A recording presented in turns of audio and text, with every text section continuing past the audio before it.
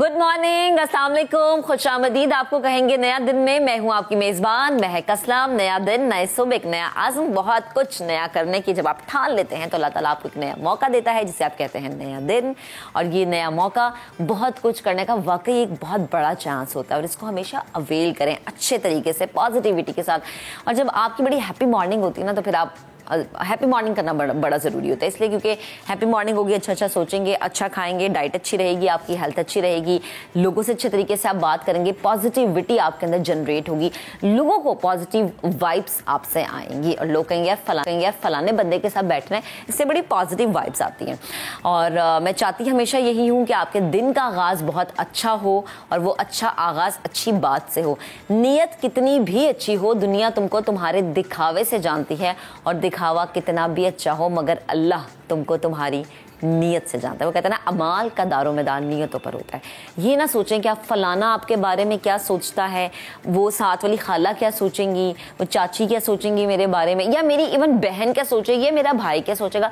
जो आपका दिल है ना, जो आपकी नीयत है, उसके ऊपर काम करें, उसके ऊपर अमल दरामद करें, क्योंकि अल्लाह ताला के नज़दीक आपकी नीयतें बहुत ज़्यादा मैटर करती हैं। फ़र्ज़ कर लें जी, आप बड़ा सदका खैरात करने वाले लोग हैं, लेकिन वो सदका खैरात क्या फ़ायदा उसका जिसको आप हमेशा जो है वो दिखावे की नीयत से कर रहे होते हैं। तो दिखावा जो है वो अपनी ज़िंदगी से निकाल दें। कहते हैं ना, अक्सर होता है कि जी आप कहीं ट्रैवल कर रहे हो और आपके साथ कोई बैठा और कोई फ़कीर आ जाए आपके विंडो की साइड पर, आप कहते हैं कि अच्छा पता नहीं साथ वाला क्या सोचेगा, मैं इसको सदका दे देता हूँ। तो वो सदका नहीं होता, वो दिखावा होता है। सदका खुलूसे दिल से किया जाता है। तो ज़िंदगी में जो भी काम करें दिखावे से उसको पाक करके करें। फास्ट फूड खाने का रुझान काफ़ी बढ़ता जा रहा है। सब्जियों के बजाय फास्ट फूड ने कब्जा जमा लिया। अच्छा, हर घर में ना बड़ा ही इजी हो गया कि आप फ़ौरन से फ़ोन उठाएं, ऑर्डर करें और आपके घर में फ़ौरन डिलीवरी हो जाती है जी। अब लोग जो है वो ग़िज़ाइयत की कमी का शिकार होते हुए नज़र आ रहे हैं। बच्चे हो जाएं, बड़े हो जाएं, क्योंकि ज़ाहिर है बच्चे बड़ों से सीखते हैं और जब वो देखते हैं कि जी हमारे अम्मा अब्बा ये बाहर के खाने खा रहे हैं तो वो घर का खाना क्यों खाएंगे। सीजनल फ्रूट्स हमने खाने छोड़ दिए हैं, सीजनल वेजिटेबल्स हमने अपने डाइट से स्किप कर दिए हैं। सब्जियों फलों के बजाय फास्ट फूड को हम दे रहे हैं जी प्रेफर, जिसकी वजह से विटामिन्स का इंटेक हमारा नहीं होता अच्छी तरीके से, जिसकी वजह से हमारा आयरन पूरा नहीं होता, जिसकी वजह से जो होता है हम देखते हैं कि जो हमारी जो बॉडी है वो उस तरीके से ग्रो नहीं कर पाती जिस तरीके से होनी चाहिए। अब इन तमाम तर चीज़ों पर बात करने के लिए हमारी ग़िज़ाइयत फ़ाइना असद इस वक्त हमें स्टूडियोज में ज्वाइन कर चुके हैं। अस्सलाम वालेकुम फ़ाइना, गुड मॉर्निंग, कैसी हैं आप? अल्हम्दुलिल्लाह, आई एम गुड, आप कैसी हैं? अल्हम्दुलिल्लाह, बहुत ही प्यारा और यूनिक नेम है फ़ाइना। इसका मतलब क्या है, पहले तो इस तरह मुझे बताएं। It means happiness, brightness, bird of a flower. ज़बरदस्त, माशाल्लाह। अच्छा, मुझे ये बताएं कि क्यों इतना रुझान बढ़ चुका है। स्पेशली हर घर में हम देखते हैं कि जी आपने अगर दोपहर को घर से खा लिया है तो आप कहते हैं अच्छा रात को तो बाहर का कुछ होना चाहिए। रात को बाहर से खा लिया, आप कहते हैं अच्छा ब्रेकफास्ट तो हमें बाहर का करना है। क्यों रुझान बढ़ गया? देखिए, फास्ट फूड की कंजम्पशन ना पाकिस्तान में बढ़ती जा रही है ना, सो इट्स अ प्रॉब्लम। ठीक है। सो प्रॉब्लम, हम सबसे पहले प्रॉब्लम्स पे डिस्कस करेंगे एंड देन हम जो है ना सॉल्यूशंस पे डिस्कस करेंगे। फास्ट फूड, हम नाम से बोले फास्ट फूड क्यों रखा गया? फास्ट यानी कि इजी, आपको जल्दी मिल जाता है, क्विक मिल जाता है एंड चीपर भी होता है, बिकॉज हमारे यहाँ जो फिर क्वालिटी है, लो ग्रेड ऑयल इस्तेमाल हो रहा है तो वो सस्ता भी होता है और लोग आसानी से उसको खा लेते हैं। सो उसकी जो एक मेजर वजह है वो ये है कि हमारा ना एक्सेस बहुत आसान है। अभी हम भी कहीं बाहर जाएं, हमें इतने फास्ट फूड के रेस्टोरेंट्स मिलेंगे, हमें डाइट फूड रेस्टोरेंट्स क्यों नहीं मिलते हैं? क्यों हमें फास्ट फूड मिलता है? मतलब एक्सेस बहुत आसान है। एडल्ट्स के लिए भी आसान है और जब एडल्ट्स के लिए आसान है तो फिर फॉर श्योर बच्चों के लिए भी जाहिर है ना। मतलब अम्मा अब्बा खा रहे हैं, आपका बड़ा बहन भाई खा रहे, तो आप कैसे पीछे रहेंगे? आप कहते हैं कि जी उसने खाया, बच्चे तो वैसे भी बड़ी जिद करते हैं, आप कहते हैं मैंने भी खाना है। अच्छा, मुझे ये बताएं कि आपने दिन का एक पोर्शन फास्ट फूड इनटेक कर लिया, वो आपकी हेल्थ के लिए कितना नुकसानदेह है? देखें, हेल्थ के लिए कितना नुकसानदेह, अगर हम फैक्ट्स एंड फिगर्स के हवाले से बात करें ना, सो मैंने खुद भी पर्सनली रिसर्च की थी before Covid and after Covid ना। सो बच्चों में तो खासतौर पे 40% ओबेसिटी बढ़ गई है और जिसकी वजह, इसके मेन रीज़न क्या है कि आपका अनहेल्दी डाइट है, सेडेंटरी लाइफस्टाइल है और एक्सेस स्क्रीन टाइम है। सो क्या कहते हैं, माँ बाप क्या करते हैं कि बजाय इसके कि वो बच्चों को जो है कोई फुटबॉल या कोई रैकेट ला के दें, वो वीडियो फिजिकल एक्टिविटी में इन्वॉल्व करें, वो नहीं कर रहे होते। बच्चे को कहते हैं स्क्रीन टाइम अच्छा ठीक है 2 घंटे, कोई नहीं 4 घंटे कर दो, खा तो लेगा ना। कुछ माएँ ऐसी भी होती हैं कि अच्छा स्क्रीन देख के बच्चा खा रहा है। अच्छा मुझे ये बताएं कि मैं स्पेशली अगर बड़ों की बात करूं तो हमने ये देखा है कि आप करते ही हैं, घर से निकले, अच्छा रास्ते से आपने कोई भी बर्गर, फ्राइज या कुछ भी, मैं मेंशन किसी ब्रांड को नहीं करना चाह रही हूँ, लेकिन आप कुछ भी जो है वो आप खरीद लेते हैं और आप कहते हैं ठीक है अच्छा पूरा रास्ता आपने खा लिया। वो आपके पेट में अब उतनी जगह नहीं बना रहा कि आप कोई फल खाएं या आप कोई सब्जी खाएं। फल और सब्जियों का इंटेक आपने अपनी जिंदगी से निकाल दी है, ठीक है। अब वो इंटेक ना होना या दूध का ना पीना, आपकी जाहिर सी बात है आपकी बॉडी को वो उस तरीके से ग्रो नहीं कर पाता जिस तरीके से आपकी बॉडी होनी चाहिए। एग्जैक्टली। देखिए एक वर्ड होता है एम्प्टी कैलोरी, जो फास्ट फूड है ना इसको कहते हैं एम्प्टी कैलोरी फूड। अच्छा, एम्प्टी कैलोरी का क्या मतलब है? न्यूट्रिएंट्स बिल्कुल नहीं है, न्यूट्रिएंट्स के लिहाज से ये एम्प्टी है और कैलोरीज बहुत ज्यादा हैं। जाहिर सी बात है अपने आप को फीड कर रहे हैं जो कि बिल्कुल जंक है। So how can you expect कि आपका इम्यून सिस्टम स्ट्रॉन्ग होगा? During the times of Covid सब ने कहा, डॉक्टर्स ने कहा, डाइटिशियंस ने कहा कि आप जो है वेजिटेबल्स एंड फ्रूट्स का इंटेक करें बिकॉज वो आपकी कुव्वत मुदाफियत बढ़ाती है। तो जब आप जंक खा रहे हैं, हाउ इज दैट पॉसिबल कि आप अंदर लॉन्ग रन बीमार नहीं हो और जो है आपको बीमारियां फॉर श्योर आती ही हैं। सो डायबिटीज की अगर मैं बात करूँ ना तो Pakistan right now ranks on the 3rd number diabetes में। और मैं खुद जैसे क्लिनिक में आई हैव सीन टीनेजर्स जिनको डायबिटीज हो रही है, ब्लड प्रेशर शूट कर रहा है। और जब फास्ट फूड की बात होती है ना सबसे ज़्यादा बात होती है हार्ट डिजीज़ की, चाहे इंसान पतला हो, मोटा हो, BMI उसका नॉर्मल हो, एबनॉर्मल हो, जो हार्ट डिजीज़ है ना वो ज़्यादा हो रही है। हाँ एग्जैक्टली। हार्ट अटैक्स के चांसेस बच्चों को भी बढ़ रही हैं इसी वजह से, क्योंकि हम लोग जो फूड ले रहे हैं, जो डीप फ्राइड फूड ले रहे हैं, वो बुरा कोलेस्ट्रॉल हमारी बॉडी में ना बढ़ा रहा है। अच्छा मुझे ये बताएं कि आप कह रही हैं जी कि एम्प्टी कैलोरी एक टर्म यूज की जाती है फास्ट फूड के लिए। एग्जैक्टली। लेकिन आप बर्गर खा रहे हैं उसके अंदर पैटी बीफ की है या चिकन पैटी है उसके, लेकिन चिकन तो आप खाते हैं, आप बीफ भी खाते हैं, तो वो कैलोरी फ्री कैसे है? या आप अगर पोटैटो न्यूट्रिएंट फ्री कैसे है? आप मुझे ये बताएं कि अगर मैंने फ्राइज ले ली हैं तो ये कैलोरी फ्री कैसे है, या ये आपकी हेल्थ के लिए अच्छा क्यों नहीं है? मतलब आप कहते हैं जी आप आलू खा लें, आलू आपकी सेहत के लिए बड़ा अच्छा है, तो आपने अगर आलू की जगह आपने फ्राइज ले ली है तो ये किस तरह से आपके लिए अच्छा नहीं है? देखें आपने बहुत अच्छा क्वेश्चन पूछा बिकॉज इसमें काफ़ी मिसकंसेप्शन है। देखिए कुकिंग मेथड ना बहुत ज़्यादा मैटर करता है। अब अगर आप बर्गर पेटी ले रहे हैं, पेटी इज़ क्वाइट प्रोसेस्ड, उसको इतना ग्राइंड किया है, सॉसेजेस हैं, प्रोसेस्ड मीट है ना, उसका फाइबर तो खत्म हो गया, उसके न्यूट्रिएंट्स डिस्ट्रॉय हो गए। और अगर हम फ्राइज की बात करें ना, आपने फ्राइज को डीप फ्राई किया, वो भी एक तेल को पका के उसी तेल में फ्राइज को फ्राई करें, तो तेल के न्यूट्रिएंट्स खत्म हो चुके हैं, ऊपर से वो इतना तेल एब्जॉर्ब कर लेता है कि इन फिर हमारा जो पेट है बहुत ज़्यादा एक्चुअली हैवी हो जाता है, LDL में जो है ना वो बढ़ जाता है। सो जो टेक्निक होती है ना वो बहुत मैटर करती है। बनिस्बत इसके कि आप बाहर से डीप फ्राइड लें, आप अपने घर में शैलो फ्राई कर लें। मैं यही आपसे पूछने वाली थी कि अगर हम घर में अपने बच्चे को जो है वो फ्राइज बना के दे रहे हैं, पेटी बर्गर बना के दे रहे हैं, या आप उसको जो है चिकन का पीस जो है डीप फ्राई करके दे रहे हैं, तो ये घर में बनी हुई चीज क्या आपकी हेल्थ के लिए अच्छी है? देखें घर में बनी हुई चीज अच्छी है, आपने ऑयल अच्छा इस्तेमाल करना है, लेकिन जब फैट में ना कैलोरीज बहुत ज्यादा होती हैं, सो आपने हमेशा डीप फ्राइड पे क्यों जाना है? Why don't we go for shallow fry? अगर मैं फ्राइज की एग्जांपल लूं, आपने पानी में उबाल दिया एंड देन आपने उसको शैलो फ्राई कर लिया, जरूरी तो नहीं ना आप डीप फ्राई करें उसको। सो ये भी कर सकते हैं। तो हम लोग गूगल पे ना इतनी चीजें सर्च कर रहे होते हैं, ये क्यों नहीं करते कि हम अपनी डाइट में बैलेंस डाइट कैसे लें, हम किस तरह हेल्दी खाना खाएं, ये कोई नहीं सर्च कर रहा। अच्छा कुछ पेरेंट्स मैंने ऐसे देखे, कुछ माएँ मैंने ऐसी देखी हैं, मेरी अपनी फैमिली में मेरी कजन्स ऐसी हैं जो कि बड़ी इस मामले में स्ट्रिक्ट हैं कि वो कहती हैं कि हफ्ते में सिर्फ एक दिन, यानी आपको सिर्फ वीकेंड पे जो है वो हैप्पी मील मिलेगी। अच्छा उसमें हैप्पी मील में आपकी चॉइस है जी, आप नगेट्स ले लें, आप बर्गर ले लें। तो क्या माओ को इस पैटर्न पर अब जाना चाहिए कि बजाय इसके कि आप डेली बेसिस पे बच्चे को बाहर का खाना खिला रहे हैं, आप कहेंगे जी वीक में सिर्फ वंस टाइम आपने? देखिए अगर मैं बच्चों की बात करूँ ना, जो बच्चे जो इतना फास्ट फूड कंज्यूम कर रहे हैं ना, इसमें जो मेजर गलती है वो भी पेरेंट्स की और सोल्यूशन भी पेरेंट्स हैं।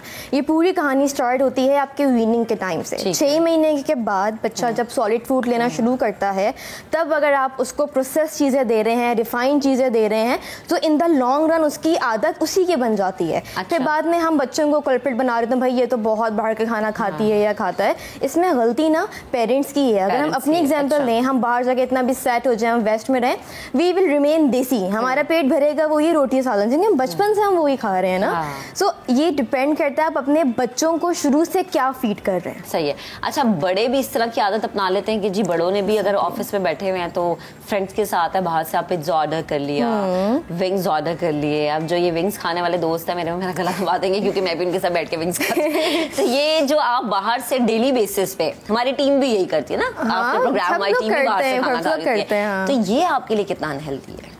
देखिए, ये अनहेल्दी तो फॉर श्योर है, वही LDL cholesterol and so much calories and empty calories, लेकिन once in a blue moon is okay. अच्छा, ठीक है। सो आपको किसने कहा कि आप डेली खाएं, आप डेली वेजिटेबल्स लें, अपना बैलेंस्ड मील लें, फ्रिक्वेंटली खाएं।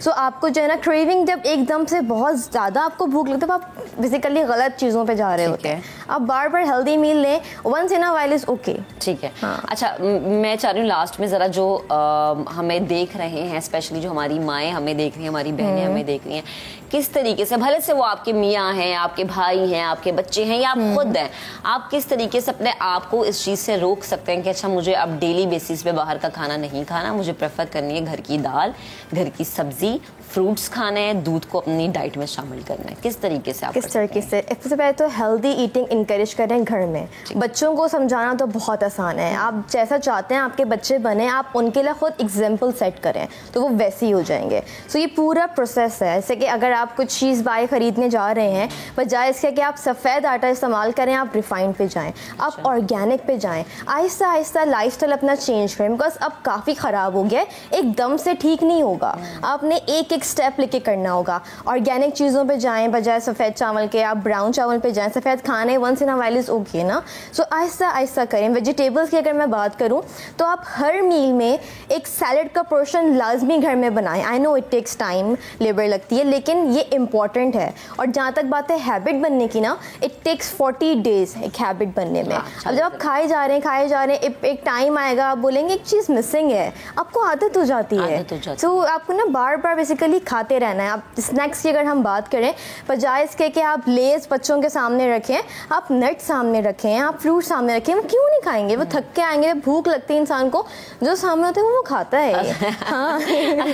अच्छा, लास्ट में मुझे ये बताएं कि अगर आप, मतलब जैसे मैंने बात की ना डेली बेसिस पे खाने की, कौन सी ऐसी मेजर डिजीजेस हैं जो कि आपको हिट करती हैं? जो कि आपको हिट करती हैं, देखें, एब्डोमिनल ओबेसिटी की वजह से जो मेजर डिजीज अभी हिट कर रही है ना, वो डायबिटीज़, ठीक है, ब्लड प्रेशर, हार्ट डिजीज़, ख़वातीन में मोटापे की वजह से ब्रेस्ट कैंसर, और मर्दों में कोलोन कैंसर, ये काफ़ी ज़्यादा फैल रहा है। इसके अलावा और भी बहुत सारी बीमारियां जो कि अगर हमने अभी अपनी प्रैक्टिसेस ठीक नहीं की, सो फॉर श्योर वो फिर हमें हिट करने वाली हैं। सही, ठीक है। बेहद शुक्रिया फाइना, हमारे साथ मौजूद थी, गुफ्तगू कर रही थी। भाई, मुझे जितनी माएँ, बच्चे या फिर बड़े हमें देख रहे हैं, वो आज से ये तहैया कर लेंगे कि बाहर का खाना हफ्ते में सिर्फ एक दफ़ा खाएं ज़रूर, लेकिन एतदाल के साथ घर की सब्ज़ी को, घर की दाल को, घर के गोश्त को प्रेफर करें, और डेली बेसिस पे अपनी डाइट में सब्जियां और जो है वो वेजिटेबल, उसको ज़रूर ऐड करें, क्योंकि जो सीजनल फ्रूट्स हैं, सीजनल वेजिटेबल्स हैं, वो अल्लाह ताला की नेमत है, इसे दूर ना भागें।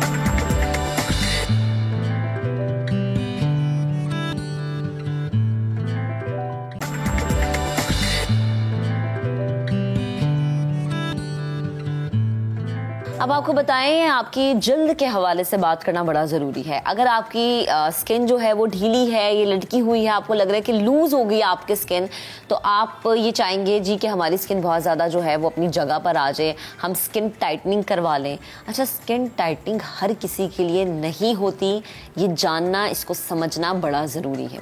आप इसे ईजीली करवा सकते हैं, लेकिन ये समझें कि आपकी स्किन को इसकी ज़रूरत है या नहीं।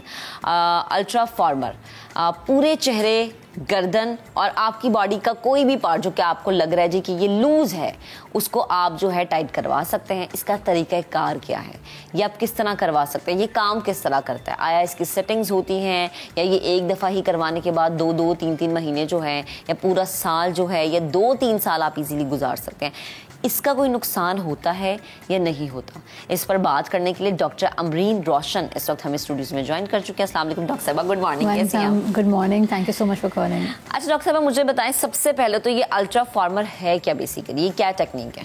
It's a non invasive face lift, मतलब कि बगैर किसी इंजेक्शन के आपका चेहरा लिफ्ट हो जाता है। चेहरे का जो एक्स्ट्रा सैगिंग से स्किन होती है वो लिफ्ट हो जाती है एक लिमिटेड मिकदार में। मतलब समझें अगर बहुत एक हेल्दी चेहरा आ गया मोटा सा और वो कहते हैं कि हमें पतला कर दें, ऐसा नहीं पॉसिबल है।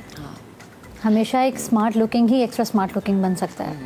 अच्छा, ये समझना बड़ा ज़रूरी है क्योंकि अक्सर मैंने देखा है हमारी जो ख़वातीन होती हैं 30+ पे जो चली जाती हैं, अच्छा कहती हैं हम हंस रहे हैं तो ये लाफ लाइन बन रही है, हम चाहते हैं जी ये चीज़ थोड़ी सी लिफ्ट हो जाए, हम चाहते हैं जी हमारा फोरहेड लिफ्ट हो जाए, हमारी चिन थोड़ी सी लिफ्ट हो जाए, गर्दन पे थोड़ा सा वो आ गया जी, ढीलापन आ गया, वो ढीलापन खत्म बिल्कुल आता है। ठीक है। अच्छा, अब इसके लिए आपने ये टेक्निक यूज़ कर ली जी। इसकी सेटिंग्स हैं या एक दफ़ा करवाने में आप कहेंगे चले जी एक दफ़ा हो गया अब तो पूरी ज़िंदगी ज़रूरत नहीं है? सिर्फ एक बार कराना होता है साल में। साल में एक दफ़ा आपने एक बार कराया साल में, उसका रिजल्ट आता है 30 to 90 डेज़ में। डिपेंड्स ऑन हर किसी की अपनी इलास्टिसिटी फेस की, ठीक है, कि कोई किस तरह का, कोई कितना यंग लुकिंग है, कोई कितना ओल्डर एज में भी यंग लुकिंग है। अच्छा। जैसे मैं आपको बता रही थी कि even if a girl is 36 and her face looks like 30, तो that means she is not ageing much. उसको इन चीज़ों में नहीं जाना चाहिए। लेकिन हम देखते हैं कि हमारी बच्चियां जो हैं वो इस तरह की ट्रीटमेंट्स करवा रही होती हैं। बिल्कुल, और वो गलत है। देखें, कराने वाली हमारी एक लाइन है, एक एज आएगी चेहरे की एज में। आप समझ रही हैं, मैं एक उम्र की भी बात नहीं कर रही। एक हमारी एज करने का जो एक टाइम आता है ना, उसमें हम सब कुछ छोटी छोटी चीज़ें करानी पड़ती हैं मेंटेनेंस के लिए। यही हमारा काम है और ये मैं कर रही हूँ। पर मैं तब तक नहीं हाथ लगाती जब तक मैं कहती हूँ कि आपको आपका मिरर तंग ना करे, कि बस अब कुछ ऐसा लग रहा है जिसके बगैर हम जो है ना सेटल होने करे बगैर हम नहीं चल सकेंगे। जैसे कि आपने भी लाफ लाइन की बात की। लाफ लाइन एक ऐसी चीज़ है जो वक्त के साथ छोटी छोटी प्रोमिनेंट होना शुरू हो गई, which looks beautiful. We have to age, और कहीं कहीं आप प्यारे लग रहे होते हैं। वो पता चल रहा होता है कि हम वो 20 वाले नहीं रहे, अब हम 30 के हो गए, पता चलता है। फीचर्स आप सोचें, आजकल के ज़माने में अगर आप किसी से बात करते हो फुली बोटॉक्स हुई हुई पेशेंट, लड़की फुली बोटॉक्स हुई हुई, फिलर्स हुई हुई, आपको पता ही नहीं चल सकेगा कि वो दुखी है, वो खुश है, उसका क्या एक्सप्रेशन है, उसको आपकी कौन सी बात बुरी लगी आपकी गुफ्तगू में, आपको वो एक्सप्रेशन लेस हो जाएगी ना। आप बोटॉक्स के अगेंस्ट है? मैं बोटॉक्स करती हूँ। मैं सिर्फ उनके लिए करती हूँ, तो अगेंस्ट कैसे हो सकती हूँ?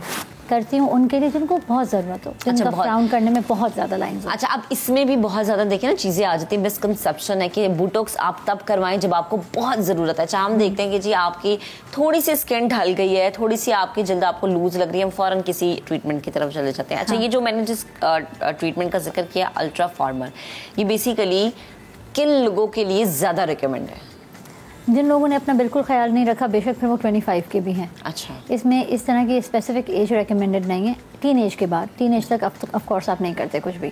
टीन एज के बाद आपको जब भी ऐसा लगे कि मैंने बहुत वेट लूज़ कर लिया, मतलब 115 पाउंड्स थी मैं और एकदम से मैंने अपने आप को 10-15 पाउंड कम किया है, तो अब मेरा लूज़ हो गया स्किन, तो एक मैंने आपको बताया लिमिटेड लेवल पे हमें बड़े देखकर सोच समझ के पेशेंट उठाना होता है कि इसको हम रिजल्ट दे सकें, क्योंकि आपको पता है कमिटमेंट है। ठीक है। अगर आपने किसी को कहा कि हम रिजल्ट दे सकते हैं तो देने होंगे। अगर आपको लग रहा है कि समझें कि 60+ औरत आई है आपके पास अल्ट्रा फॉर्मर के लिए, उसके पास ज़्यादा फैट नहीं है, बहुत मेंटेन रखा हुआ है, पर वक्त के साथ वो ढल गई है, उसको हम नहीं कर सकते अल्ट्रा फॉर्मर। अच्छा, वाइटनिंग इंजेक्शन का एक कॉन्सेप्ट क्या वाकई एग्जिस्ट करता है? हाँ, पर बहुत नुकसानात के साथ। सही। अमरीना बहुत जो है ना वो बहुत फेयर होके बात करेंगे जी, ये करवाएं लेकिन इसके बड़े नुकसानात है। क्या नुकसानात है? क्योंकि मैंने अपने इर्द गिर्द बहुत सारे लोगों को देखा जी वाइटनिंग इंजेक्शन हम लगवा रहे हैं। हाँ, मैं किसी कंपनी का नाम नहीं लूँगी, पर ओवरऑल वाइटनिंग इंजेक्शन से अगर आप खा रहे हो तो लिवर तंग करेगा आपको। अच्छा। आगे जाकर, और अगर आप लगा रहे हो तो किडनी तंग करेगा आपको आगे जाके। ओके, यानी आपको इस तरह के मसाइल का सामना करना पड़ सकता है। हेल्थ को आपके, और अगर आप मुंह पे लगा रहे हो या पूरी बॉडी के ऊपर ओरल, आप मतलब वो कह रहे हैं अपना एप्लीकेशंस कर रहे हो क्रीम्स की, तो आपका स्किन जितना स्टेरॉइड लेगा पतला होता जाएगा, मतलब स्किन आपकी उतनी ना पतली हो जाएगी, फिर आप कुछ भी नहीं लगा सकते अपनी स्किन पे, आप जो लगाते हो दिखता है। आपकी एक वक्त आता है कि आपकी वेन्स प्रोमिनेंट होने लग जाती हैं, जब आपको फिक्र होती है, and then you have turn 40-45, फिर आपको होता है कि हाँ, जब हम हिस्ट्री लेते हैं तो डॉक्टर्स को सही बता रही होती हैं पेशेंट के, हमने ना 15-16 साल की एज से मुँह पे पूरी क्रीम्स लगा के पूरी रात सोते थे। ये जो फार्मूला क्रीम्स आती हैं जी अभी भी चल रही हैं, आपको पता है ये खत्म नहीं हुई है। अभी भी अक्सर लोग जो कहते हैं वो फार्मूला क्रीम बनाते हैं, 1500 की मिल जाती है, तो भाई वो आपको 7 दिनों में गोरा कर देती है। अच्छा, मैंने हमेशा ये चीज नोट किया कि जिस क्रीम में मरकरी ज्यादा है वो क्रीम आपकी स्किन के लिए उतना नुकसान तकरीबन सब में है। मर्करी, स्टेरॉइड सब में, उसके बगैर वाइटनिंग नहीं होगी। सही है। थोड़ी बहुत इंसान लगाए। मैंने आपको जैसे बताया कि कुछ बहुत टैन बच्चे आती हैं, बहुत टैन। लड़के बहुत कॉन्शियस हो गए हैं, लड़के कहते हैं कि डॉक्टर अमरीन हमें गोरा होना है, तो लड़कियाँ आती हैं बहुत टैन होते हैं, उनके मदद करते हैं, पर हम बताते हैं कि आप सिर्फ बेहतर होगे, गोरे नहीं होंगे। अच्छा, ये गोरा होने वाला कॉन्सेप्ट अभी भी हमारी सोसाइटी में है, आपको क्या लगता है बढ़ गया मजीद?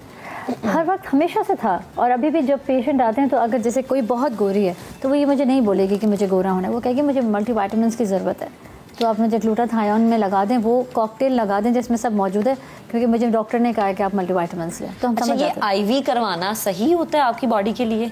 नहीं, मतलब मैंने देखी कि आप किसी भी डॉक्टर पे जाते हैं, वो कहते हैं अच्छा एक कॉकटेल बना के हम आपको इंजेक्ट करेंगे, वो IV करवा लें। आप पतले भी होंगे, आप गोरे भी होंगे, आपके जो पोर्स है वो भी खत्म होना शुरू हो जाएंगे, इसकी 4-5 सेटिंग्स आप करा लें। अच्छा, आप IV करवाने के लिए गए, आपको सबसे पहले क्या चीज़ मद्देनजर रखनी चाहिए? सबसे पहले उनका हमने ब्लड टेस्ट कराना चाहिए। ब्लड टेस्ट करवाना चाहिए। अगर कोई डॉक्टर नहीं करवा रहा तो क्या समझे? नहीं करवाएं फिर वहाँ से नहीं, क्योंकि हम देखें मेरे पास क्लिनिक पे भी हैं वाइटनिंग इंजेक्शंस हमने रखे हुए हैं, फिर सिर्फ उनको लगाते हैं जिनको बहुत ज़रूरत है। अच्छा। जिनका बहुत प्रेशर है कि नहीं मुझे, और ऐसे लिटरली आते हैं लड़कियाँ जो कहती हैं कि मेरा हस्बैंड कहता है तुम गोरा होना चाहिए, जितना खर्चा करना है अपने पे करो पर गोरी हो जाओ, ऐसी डिमांड्स आती हैं हमारे पास, अनबिलीवेबल। अच्छा, आपने भी एक बात की थी कि 19 एज से बच्चे या बच्चियाँ आपके पास आते हैं, मतलब जाहिर है कि ये तो वो एज है जो कि एक खूबसूरत टाइम होता है ना आपकी ज़िंदगी का। मतलब आप एक जो है एक ऐसे मरहले में होते हैं जिसमें आपकी स्किन बहुत फ्रेश है, यंग है, इसमें पेरेंट्स को भी ये समझना चाहिए कि हमें अपनी बच्चियों को भी इस तरफ नहीं लेके जाना चाहिए। पेरेंट्स इस तरह बहुत समझाते हैं, मुझे पता है कि पेरेंट्स भी क्या फेस करें। मैं भी खुद पेरेंट हूँ, मेरा बच्चा भी बड़ा वाला इस 15 माशाल्लाह। तो क्या होता है कि बच्चे देख रहे हैं घर स्कूल्स में कि मम्मा देखेंगे ऐसी है, ये यूँ लग रही है, ये यूँ लग रहा है, mama look at her, look at him. तो माँ बड़ी मजबूर हो जाती है कि उसकी अगर दोस्त ना बने तो बच्चा तो फिर भी जाके कराएगा। जितनी पॉकेट मनीज हैं, जितने बच्चों की पॉकेट मनीज आजकल हैं, बच्चे क्लिनिक पहुंच के करवा लेंगे। अच्छा। तो इसीलिए माओ को साथ होना भी एक पार्ट है उनका, पर हम बहुत ही प्यार से समझाते हैं। हम कह देते हैं, हम फिर इस तरह इसको मैनिपुलेट करते हैं कि हम मल्टीविटामिन खाने के लिए दे देते हैं, उसमें कोई हर्ज नहीं।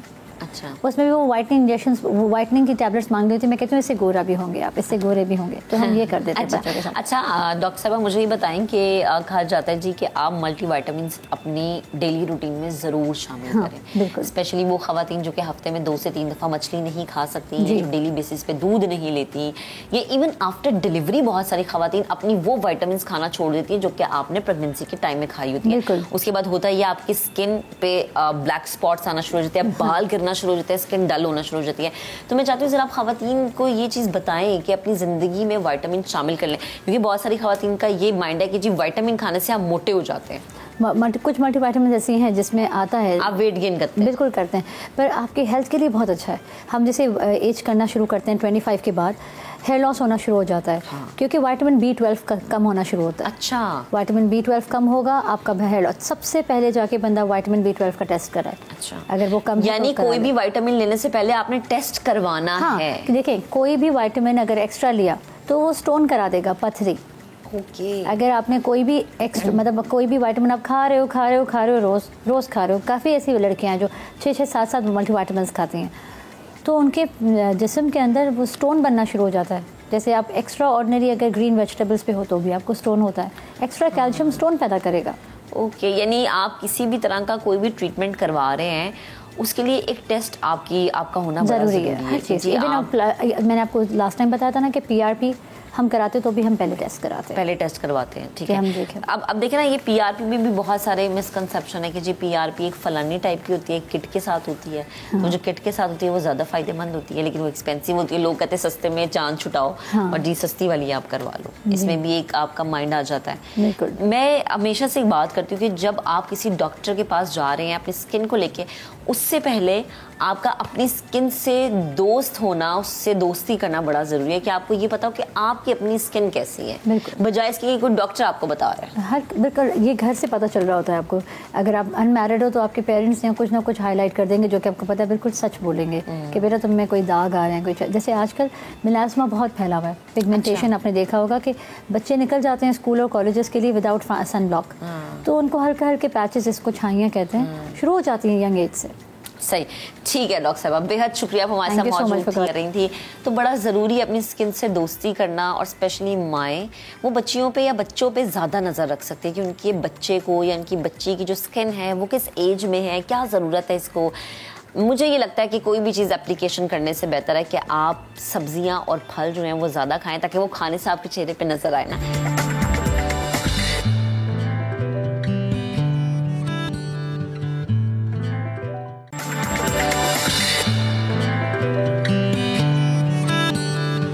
Welcome back once again. अब ज़रा ख़वातीन के हवाले से बात कर लेते हैं कि जी अक्सर ख़वातीन अपनी आईब्रोज़ को सेट करवाने के लिए सैलून्स जाती हैं, और हमने देखा है कि आईब्रो की जो शेप होती है ना उसको चेंज करवाना पड़ता है। कभी उसको बहुत ज़्यादा पतला, कभी मोटा, कभी आर्च, मतलब जो आपके चेहरे पे सूट करता है आप वो करवाते हैं थ्रू थ्रेडिंग। लेकिन अक्सर ये अब कॉन्सेप्ट बन गया जी थ्रेडिंग के थ्रू ना करवाएं, बिकॉज ज़ाहिर है कि वो आप जब थ्रेड यूज़ करते हैं तो वो जम्स का वो होता है। फिर आता है जी कि आप वैक्सिंग के थ्रू करवा लें। परफेक्ट आईब्रोज़ के लिए माइक्रो ब्लेडिंग एक नया ट्रेंड बन गया है। इसके ज़रिए ख़वातीन आईब्रोज़ को जिस शक्ल में भी चाहें बनवा सकती हैं। अच्छा, इसमें आप अपनी आईब्रोज़ की फिलिंग भी करवा सकते हैं। माइक्रो ब्लेडिंग कैसे की जाती है, इसकी सेटिंग्स होती हैं क्या, कितना लॉन्ग लास्टिंग है, क्या इसका कोई नुकसान तो नहीं है, इस पर बात करने के लिए डॉक्टर नुदरत खान इस वक्त मुझे स्टूडियोज़ में ज्वाइन कर चुके हैं। शामिल गुफ्तगू करते हैं। अस्सलाम वालेकुम, गुड मॉर्निंग, कैसी हैं आप? अल्हम्दुलिल्लाह। अच्छा डॉक्टर साहबा, पहले तो मुझे बताएं मेरी आईब्रोज ठीक है? परफेक्ट। अभी तो परफेक्ट मुझे बिल्कुल लगता है। हमारे मेकअप आर्टिस्ट बहुत मेहनत करते हैं। अच्छा, माइक्रो ब्लेडिंग बेसिकली क्या है, इसमें क्या क्या प्रोसेस होते हैं? अच्छा, basically micro blending is all about eyebrows shaping. और कुछ खवातीन, मतलब ज़्यादातर खवातीन हर वक्त सैलून जा रही होती हैं आईब्रोज को सेटअप करवाने के लिए।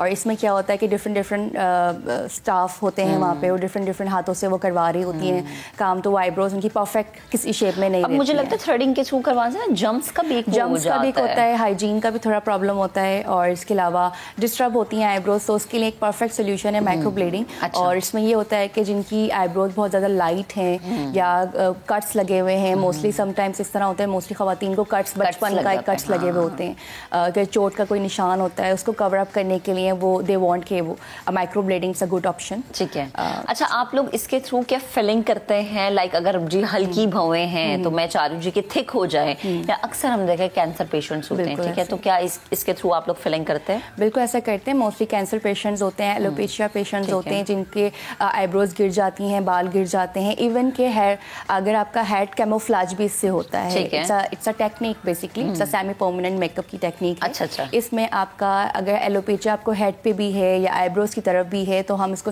कवर अप कर लेते हैं अच्छे से। ठीक है जी बिल्कुल। अच्छा, कितना लॉन्ग लास्टिंग है ये? इसमें कितनी देर बाद आपको फिलिंग करवानी पड़ती है? सेटिंग्स होती हैं? बिल्कुल, इसकी सेटिंग्स होती हैं। एक सेशन करवाने के बाद, एक ट्रीटमेंट के बाद आपको 1 मंथ के बाद टचअप बहुत रिक्वायर्ड होता है। ठीक है। अगर आप वो टचअप करवा लेते हैं तो आपको 1 ईयर लास्टिंग इसकी रहती है। इसके अलावा जो नमाज पढ़ते हैं जो लोग, 5 वक्त की नमाज वजू दिन में ज़्यादा जिनका मुंह धोने वाला वो काम है, एग्जैक्टली वॉशेस ज़्यादा होते हैं, वो जल्दी फैड हो जाता है। तो वो उनको अकॉर्डिंगली उनकी रिक्वायरमेंट के हिसाब से 7 महीने 8 महीने बाद वो टचअप उनको रिक्वायर्ड होता है। ठीक है, सही है। अच्छा, मुझे बताएं डॉक्टर साहबा कि हमने अक्सर खवातीन को देखा कि जी वो अपनी शेप्स चेंज करवाती रहती है। बिल्कुल, ठीक है। अच्छा, शेप्स चेंज करवाना आपकी क्या बालों की ग्रोथ, जो आईब्रोज की ग्रोथ है बालों की, उसको इफेक्ट नहीं करता? नहीं, ऐसा कुछ भी नहीं है। बालों की ग्रोथ वैसी ही रहती है जैसी आपकी होती है, और इसमें शेप्स मैट्रिक करते हैं। अगर किसी की आर्ट शेप है, उनको दे वांट के राउंड शेप हो जाए, किसी की राउंड है तो उनको चाहिए कि वो आर्ट शेप में आ जाए। तो डिफरेंट शेप्स हैं, तो जो वो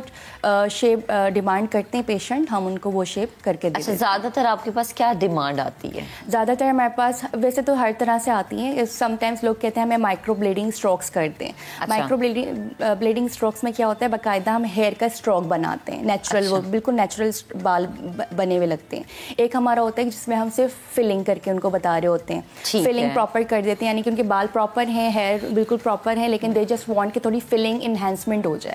तो वो भी हम करके देते हैं माइक्रो ब्लेडिंग में। अच्छा, इसमें मुझे ये बताएं कि कोई खुदा न खास्ता कोई नुकसान तो नहीं है? नहीं, कोई एक सच नुकसान नहीं है। इसके बाद देखें, क्योंकि हम ब्लेड्स इसमें यूज़ कर रहे होते हैं, इसमें हाइजीन का हमने बहुत ख्याल रखना होता है। जो भी हम ब्लेड यूज़ कर रहे हैं वो एक पेशेंट के ऊपर एक ही लग रहा होता है, स्टेरिलाइज एयरटाइज होती हैं चीज़ें, और डिस्पोज ऑफ कर देते हैं उनको आफ्टर यूज़। और इसके बाद हम पेशेंट को केयर भी लिख कर देते हैं कि आपने आफ्टर केयर में इसका क्या ख्याल रखना है। जैसे आपने वॉश कब करना है एंड देन उसके बाद ऑइंटमेंट आपने मस्टली यूज़ करनी है, क्योंकि इसका डाउन टाइम होता है, 1 वीक इसका डाउन टाइम होता है, उसके हिसाब से आपको केयर ज़रूरी होती है। अच्छा, मुझे ये बताएं कि इसमें ब्लेड यूज़ किया जाता है जैसे आपने कहा, तो उसमें खुदा न खासा कोई ये तो नहीं होता कि आपका फिर ये जो चेहरे का पार्ट है ज़्यादा हेयरी हो गया है? नहीं, ऐसा कुछ नहीं होता। ऐसा कुछ भी नहीं होता। वो बाकायदा हेयर क्या करते हैं, आपकी एपिडर्मिस जो स्किन होती है उसको कट करते हुए इनटू द डर्मिस हम इंक को पेनिट्रेट करते हैं, तो इससे बालों की या ग्रोथ का कोई इसका ताल्लुक नहीं है। अच्छा, मुझे ये बताएं कि अक्सर हमने देखा कि खवातीन की तस्वीरें लेके चली जाती है, कहती है मुझे ऐसी आईब्रोज बनवानी है। आईब्रोज में तो वो कह सकती हैं, लेकिन हम थोड़ा सा उनका लुक भी देखते हैं कि आपके लुक पे क्या अच्छा लगेगा। ये बाद में बाबा कहती है कि आपके चेहरे पे क्या सूट करता है, तो आप उसको देखें। अच्छा, आपकी माशाल्लाह एक्सपर्टीज है, मुझे बताएं कि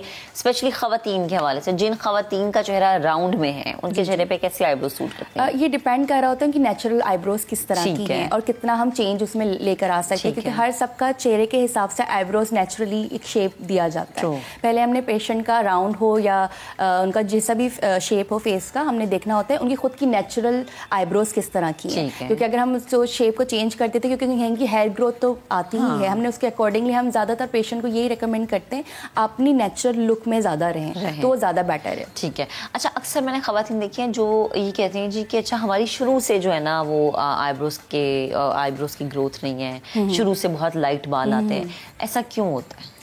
ये थोड़ा सा उनकी फैमिली में भी इस तरह से होता है कि हेयर ग्रोथ का अगर इशू है, अगर मोस्टली हेड के ऊपर भी इस तरह से आता है कि हेयर ग्रोथ अगर उनकी फैमिली में ज़्यादा हेल्दी हेयर है, एग्जैक्टली हेल्दी बाल हैं, तो वो फैमिली में चलता आ रहा है कि किसी के फैमिली में थिनिंग है बालों में, तो वो फैमिली में आता ही है किसी न किसी की तरह।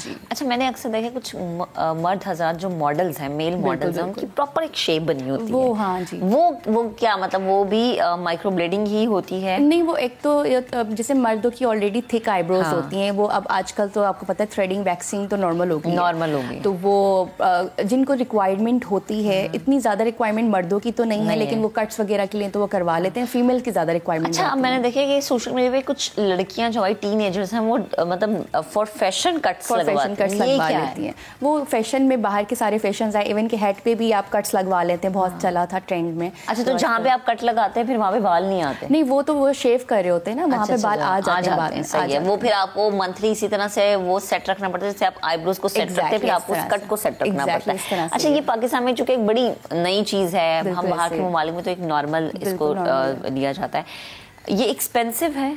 जी, ये सारे जो ट्रीटमेंट्स है लग्जरी ट्रीटमेंट्स कहलाते हैं, तो ये काफ़ी एक्सपेंसिव होते हैं। अच्छा, और ये हम क्या देख रहे हैं कि खवातीन का पाकिस्तान में स्पेशली खवातीन का रुझान बढ़ता जा रहा है? बिल्कुल बढ़ता जा रहा है। जैसे जैसे बाहर के सारे एजियोनों के सारे ट्रेंड हमारे पास पाकिस्तान में आ रहे होते हैं, वो सारे पीछे पड़ जाते हैं कि हमने भी ऐसा सारा करवाना है, तो अब बहुत ज़्यादा आईलैशेस एक्सटेंशन सेमी परमानेंट तो बहुत ज़्यादा आ गया है पाकिस्तान के अंदर, बहुत ट्रेंडी है। अच्छा, जो कि आपने आईलैशेस की बात की, मैं चाह रही हूँ कि मैं ज़रा इस पर भी बात करूँ। आईलैशेस की जो एक्सटेंशन हम लगवाते हैं, ये कितनी लॉन्ग लास्टिंग होती है? देखिए, आईलैशेस एक्सटेंशन क्योंकि सेमी परमानेंट होती हैं, ये इतनी ज़्यादा लास्ट नहीं करती, मंथ्स लास्ट नहीं करती, लेकिन ये वीक्स तक लास्ट करती है। 4 to 6 वीक्स हम एक टाइमिंग देते हैं, ठीक है, लेकिन इसकी मेंटेनेंस होती है। मेंटेनेंस के लिए आपको एवरी आफ्टर 15 डेज आपको इसको रिफिल करवाना पड़ता है। मीन्स कि जैसे नेचुरल हमारी लैशेस भी खुद ब खुद डेली वाइज आप धो लें, हर दूसरे दिन एक आध तो बाल गिर रहे होते हैं, वैसे ही सेम हमारी लैशेस जब हम करवा रहे होते हैं उसके साथ साथ वो फॉल ऑफ हो जाता है। तो मेंटेनेंस इसकी बहुत ज़रूरी है, एवरी आफ्टर 15। ठीक है, thank you so much doctor साहब, आप हमारे साथ मौजूद थी, गुफ्तगू कर रही थी। ज़रूरी होता है कि आप अपने चेहरे पे कोई भी काम करवाएं, उसको मेंटेन रखें। ये नहीं होता कि एक दफ़ा करवा लिया तो बस करवा लिया, उसकी रिफिलिंग बड़ी ज़रूरी होती है। अब आपको बताएं कि भैंसों के बाड़े में काम करना इंतहाई मुश्किल समझा जाता है, मगर हैदराबाद की क़ुर्रतुल ऐन ने इस मुश्किल काम को नामुमकिन से मुमकिन बना दिया है। वो कैसे बाड़े का निज़ाम चलाती हैं, कैसे काम करती हैं, इम्तियाज़ अली पहले अपनी रिपोर्ट में हमें दिखाएंगे, उसके बाद हम क़ुर्रतुल ऐन से बात करेंगे।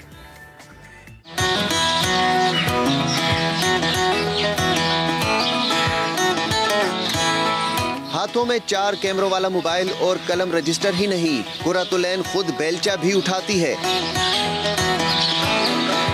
भैंसों को चारा खिलाना हो या दूध दोहने तक हर काम बखूबी अंजाम देती है। हैदराबाद की इस बाहिम्मत लड़की ने भैंस बाड़े के मालिक ही नहीं बल्कि अपने वालिदैन को भी हैरान कर दिया। जब लड़कियां जहाज चला रही हैं, F-16 चला रही हैं और लड़कियां जो है वो बसें चला रही हैं और ट्राले चला रही हैं, तो ये तो कोई काम ही नहीं है। लोग ये रखते हैं सोच के लड़कियां नहीं कर सकती, लेकिन मेरे हिसाब से लड़कियां बहुत बेहतर कर सकती हैं। आप उनको मौका दें, आप मौका देंगे तो वो करके दिखाएंगी। बाड़े का निजाम चलाने के लिए कुर्रतुलैन सुबह शाम भैंसों की निगरानी करती है। सारा हिसाब किताब भी उसी के जिम्मे है। जब मैंने घर वालों को ये बात बताई थी तो उन्होंने कहा कि बेटा तुम नहीं कर सकती हो, तुम मतलब कभी जानवरों के बीच में रही नहीं हो और तुम्हें पहले डर भी बहुत लगता है, तो मुझे नहीं लगता कि तुम कर पाओगी। मैंने कहा नहीं, एक बार ट्राई करने में क्या जाता, अगर नहीं कर पाई तो मैं फिर वापस मूव ऑन कर लूँगी। पर उन्होंने कहा चलो ठीक है, अगर आप करना चाहती हो तो हम आपको सपोर्ट करेंगे, और उन्होंने मुझे फिर सपोर्ट की। कुर्रतुलैन अपनी हिम्मत, जज्बे और लगन से न सिर्फ बरसरे रोजगार हुई बल्कि 30,000 रुपए माहाना कमाकर अपने वालिद का बाजू भी बनी हुई है। कैमरामैन जमील पठान के साथ इम्तियाज अली खावड़, समा, हैदराबाद। अब हम बात करते हैं कुर्रतुलैन से। अस्सलाम वालेकुम कुर्रतुलैन, गुड मॉर्निंग, कैसी हैं आप?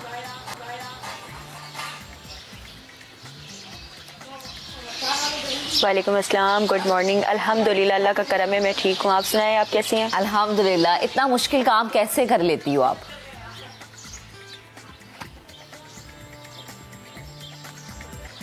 वैसे तो सारे ही काम मुश्किल होते हैं। अगर करने की बंदा सोच ले और हिम्मत करे तो आसान हो जाते हैं। आसान लगता है ये काम?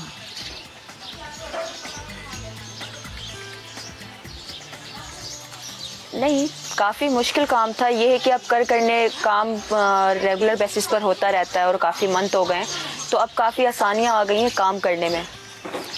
अच्छा कुर्रतुलैन, मुझे बताएं कि इसी तरफ आने का आपने क्यों सोचा? घर के माहौल की वजह से, ये शौक था? हमें अक्सर हम बचपन में जब देखते हैं कि हमारे घर में इस तरह से काम होना शुरू हो गए तो हम उस चीज़ को एक शौक की तरह अपना लेते। तो शौक था आपको या घर का माहौल था तो सोचा कि ये घर में हो रहा है, ये काम घर के बड़े कर रहे हैं तो मैंने भी अब यही करना है?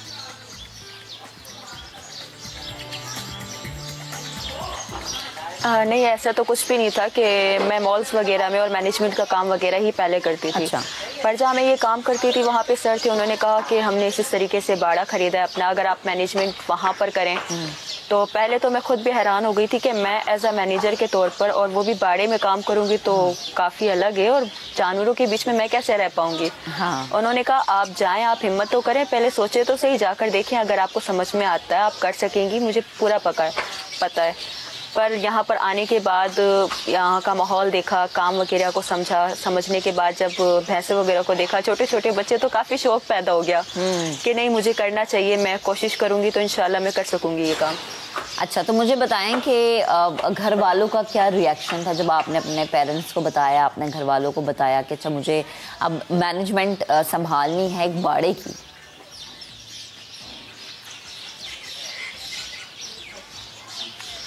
मैंने जाकर जब घर पर अपनी मम्मा को सबसे पहले ये बात बताई थी कि मम्मा इस तरीके से मैं बाड़े की मैनेजमेंट संभाल रही हूँ, वहाँ पर भैंसों का निज़ाम संभालूंगी, तो वो पहले हंसने लगी, कहती तुम्हें तो भैंसों से इतना डर लगता है, तुम कैसे कर सकोगी? मैंने कहा नहीं, मैं नहीं डरूंगी, मैं देख कर भी आई हूँ, होकर आई हूँ, मैं संभाल लूंगी। अच्छा। उन्होंने कहा कि नहीं हमें पता है तुम नहीं कर सकोगी। मैंने कहा नहीं मैं कर लूंगी, आप बस आप मुझे इजाज़त दें। कहा चलो ठीक है, आप कोशिश करो, हम आपके साथ ही हैं। सही। तो मुझे बताएं कि दोस्त जो थे उनका क्या रिएक्शन था? कोई कमेंट जो कि बड़ा याद आता हो कि अच्छा शुरू में तो मुझे ये क्या सुनने को मिलता था?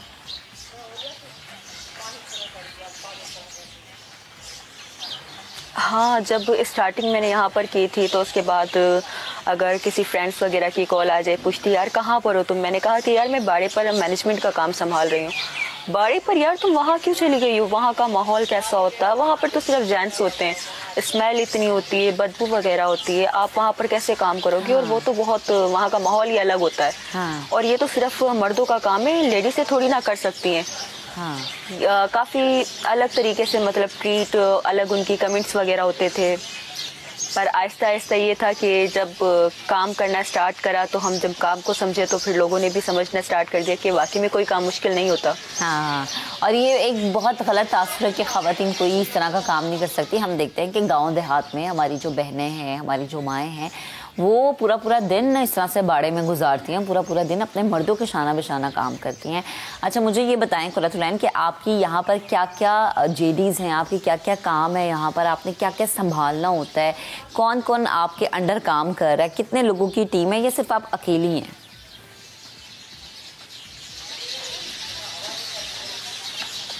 नहीं, यहाँ पर हमारी एक पूरी टीम है और यहाँ का पूरे दिन का शेड्यूल होता है। अच्छा। अर्ली मॉर्निंग जैसे कि 2:30 बजे हम लोग उठते हैं। जो मेरे मजदूर वगैरह हैं, जो कि स्टाफ है, उन सबको उठाना और सानी वगैरह तैयार करवाना, उसके बाद भैंसों को चेक करवाना, फिर चाय वगैरह स्टार्ट करवाना। चाय वगैरह हो जाने के बाद फिर दूध वगैरह की क्वांटिटी आती है, फिर उसे मंडियों में डेयरियों तक पहुंचाना होता है। उसका भी पूरा एक सिस्टम बना हुआ होता है कि कौन से बंदे लेकर जाएंगे, कहाँ लेकर जाएंगे। उसके बाद जैसे ही मॉर्निंग हो जाती है तो सुबह 7 बजे भैंसें बाहर जाएंगी पानी वानी पीकर। उसके बाद 12 बजे वो वापस अंदर आएंगी, नहाना धुलाना उनका, और उसके बाद साफ़ सुथरा सफाई वगैरह होती है बाड़ी की पूरी, जो रेगुलर बेसिस में पूरे बाड़े में सफाई वगैरह होती है। भैंसें अंदर आती हैं, नहलाकर उन्हें अपनी अपनी जगहों पर खड़ा करना, फिर वापस से उन्हें खाने का पूरा निज़ाम देखना। फिर वापस से 2-2:30 बजे की वापस से चाय स्टार्ट हो जाती है दिन की, तो फिर उसकी सानी वगैरह तैयार करना। अच्छा। उसके अलावा फिर भैंसों में चेक करना होता है कि कौन सी भैंस सुस्त है, बीमार है, उसे क्या मसला है, और अगर वो खाना नहीं खा रही है तो क्यों नहीं खा रही है, या अगर वो ज़्यादा खा रही है तो क्या मसला है, कहीं उसे बुखार तो नहीं है, उसका टेम्परेचर नॉर्मल वगैरह तो नहीं है। मतलब रेगुलर बेसिस में सारी भैंसों की चेकिंग होती है कि अगर कोई बीमार तो नहीं है, उनके खाने वाने का ध्यान। फिर खाना वगैरह देने के बाद फिर वापस से चुआई स्टार्ट होती है। उसके बाद फिर वापस से दूध मंडी वगैरह होम डिलीवरी में जाता है।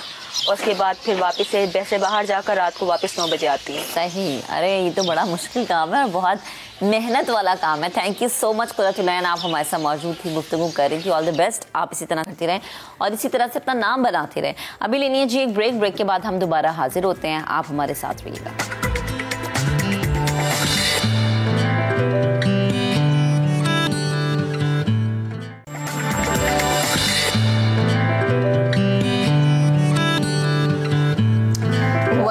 Once again. अब आपको बताएं कि अदबी और सकाफती सरगर्मियों के फ़रोग के लिए कराची में 28वें आलमी मुशायरे की बड़ी महफिल 25 फरवरी की रात सजेगी, जिसमें नामवर शोरा अपना कलाम पेश करेंगे। मुशायरे में मुल्की और गैर मुल्की 30 से ज़ायद मुमताज़ शोरा शिरकत करेंगे। साकनाने शहर क़ायद की जानिब से आलमी मुशायरे का इनेकाद एक्सपो सेंटर में किया जाएगा।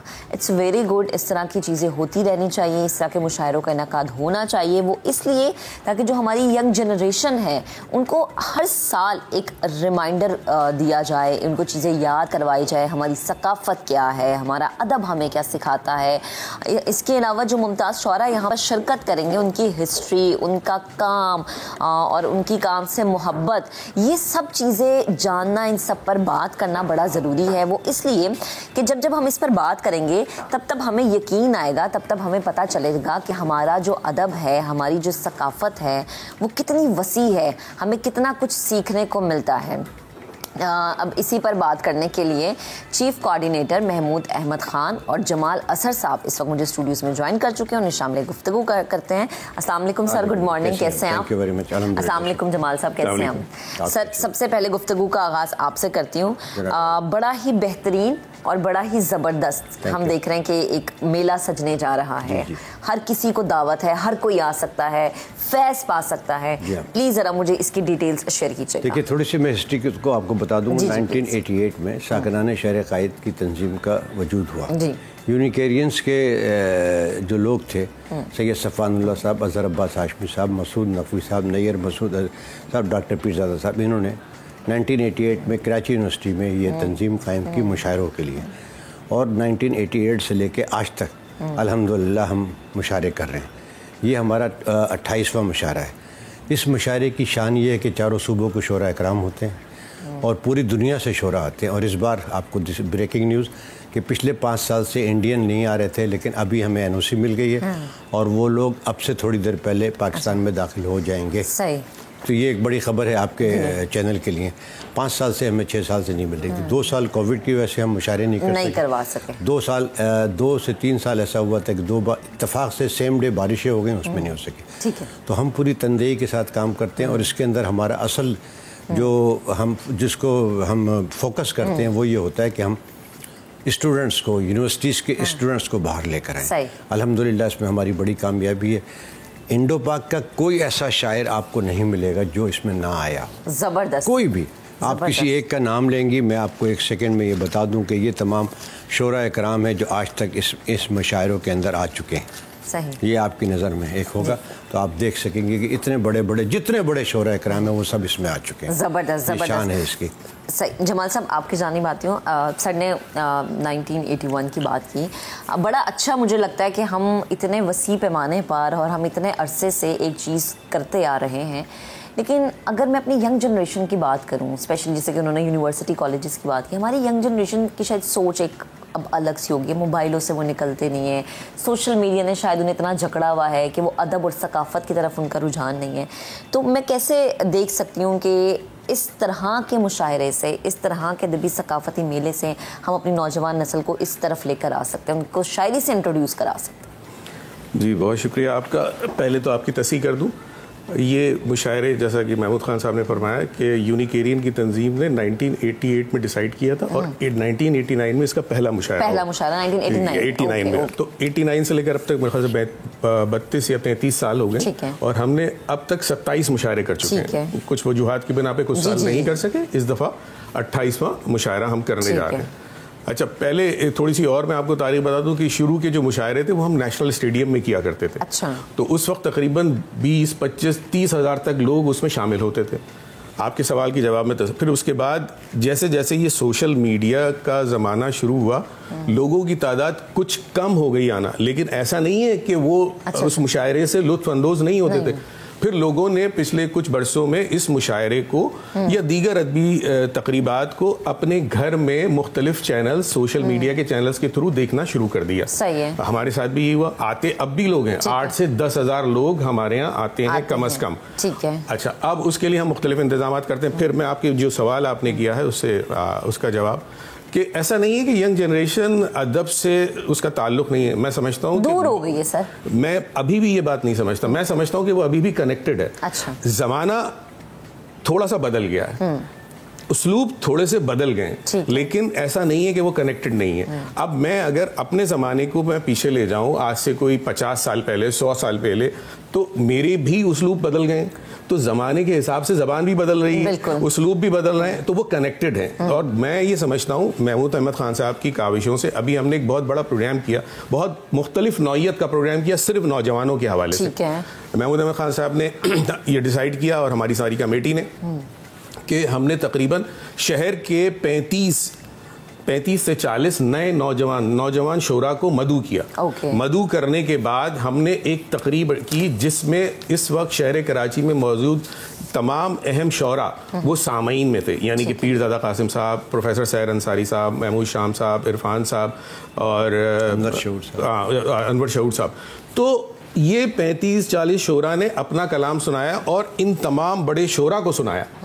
उससे ये हुआ कि उनमें एक कॉन्फिडेंस आया एक, और फिर हमने उनमें से कुछ शोरा को चुन के अपने इस बड़े मुशायरे के लिए उनको सेलेक्ट किया। अब वो हमारे इस मुशायरे में इंशाअल्लाह कल यानी 25 फरवरी को एक्सपो सेंटर में वो पढ़ रहे हैं। ज़बरदस्त। तो ये एक बड़ा अच्छा पहलू था महमूद अहमद खान साहब का और हमारी टीम का कि ये और हम समझते हैं कि इस वक्त जितने शोरा हैं हमसे कनेक्टेड हो गए हैं, बहुत सारे मुल्क भर से और मुल्क से बाहर भी।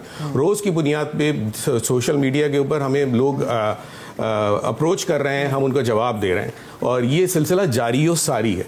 ऐसा नहीं है क्योंकि हम अभी भी वो पुराने शोरा को देखते हैं और फिर कंपैरिजन करते हैं, तो कंपैरिजन में आप बहुत सारी चीज़ें छोड़ देते हैं, नज़रअंदाज कर देते हैं। तो मैं ये समझता हूँ कि ऐसा कतई नहीं है और बहुत जो नौजवान शोरा हैं बहुत तादाद में और बहुत अच्छे हैं और बहुत अच्छा लिख भी रहे हैं। ज़बरदस्त।